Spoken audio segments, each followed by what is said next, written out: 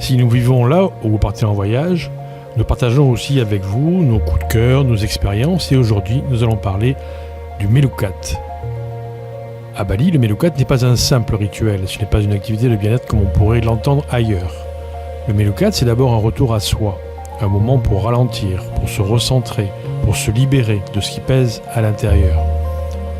Dans la tradition balinaise, le Melukat est un rituel de purification par l'eau sacrée. Mais cette purification ne concerne pas seulement le corps. Elle touche aussi l'esprit, les émotions, les tensions invisibles que l'on accumule avec le temps.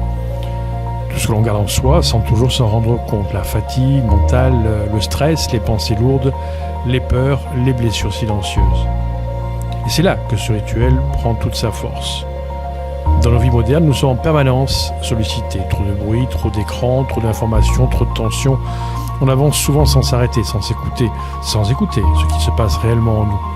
Le Melukat nous rappelle une chose essentielle. On ne peut pas retrouver de la clarté si l'on reste encombré intérieurement. Se déconnecter dans cet esprit n'est pas fuir le monde, c'est arrêter un instant de se disperser. C'est faire revenir le silence pour revenir vers l'essentiel. C'est retrouver son axe. Le Melukat porte aussi une dimension de méditation parce qu'il oblige à ralentir, à respirer, à être présent, à entrer dans un autre rythme. Un rythme plus calme, plus profond, plus intérieur. Ce n'est pas un geste que l'on consomme, c'est une expérience que l'on traverse avec humilité. Mais surtout, le Melukat ne peut pas être séparé de la prière.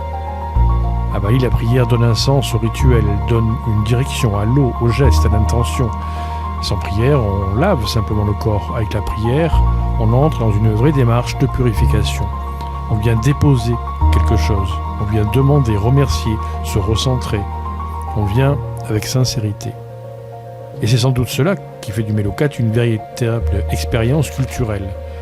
À Bali, ce rituel n'est pas isolé, il fait partie d'une vision du monde dans lequel l'eau, la nature, les temples, les ancêtres, la spiritualité et la vie quotidienne sont profondément liés. Le Melukat n'est pas un folklore, il appartient à une culture vivante dans laquelle la purification a encore une place réelle, concrète, essentielle. Au fond, le Melukat nous enseigne quelque chose d'universel. Parfois, pour avancer, il ne faut pas faire plus.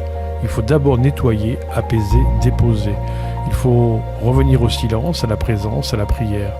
Non pas pour être parfait, ou pour devenir parfait, mais pour redevenir plus léger, plus clair, plus vivant.